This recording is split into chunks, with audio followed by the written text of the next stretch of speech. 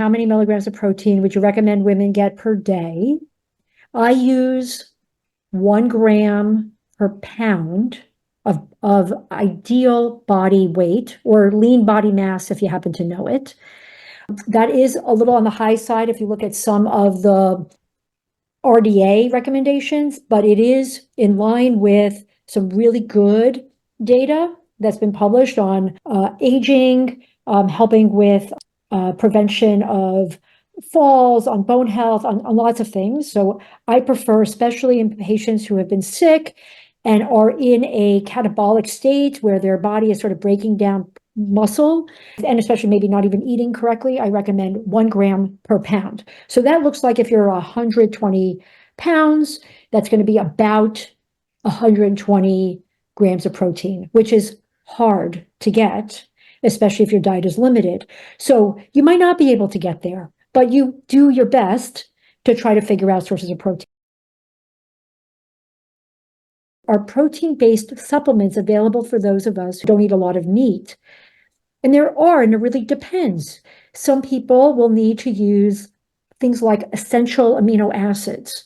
They're available in a powder, so you can get sort of, it's not really protein, but it's sort of all the essential amino acids that you may not be getting for protein. That might be a solution. There are a number of protein-based powders on the market. I have my own store and my own products. I have a pea protein for some people who can't tolerate any animal protein. We have protein that's based on beef. It's a beef bone broth type protein powder that's been hydrolyzed and broken down. That might not be right for people, right? And I'm not suggesting that, but there are different types of protein sources that you can supplement the diet with. I'm still a firm believer in whole food diet. So getting it from food is always better, but there are, these various ways to try to do that. When I take animal protein, my TMAO goes high. I'm a functional MD myself, taking LDN since 2015. So this is actually a controversial topic.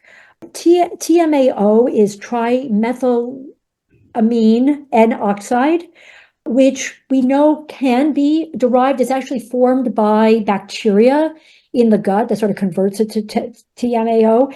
But there's a lot of very conflicting research on TMAO, whether it actually does lead to heart disease. And I'm not convinced on any of that data. I've read them all, and I'm not convinced that eating meat is problematic. And there may be some genetic issues, and for you personally, maybe that's a problem, again, everything has to be individualized. I don't think that worrying about a TMAO, generally speaking, is what's necessary, and we've been eating animal products from the beginning of time. So I can't imagine that's a big issue, but it may be for you if there's a genetic predisposition.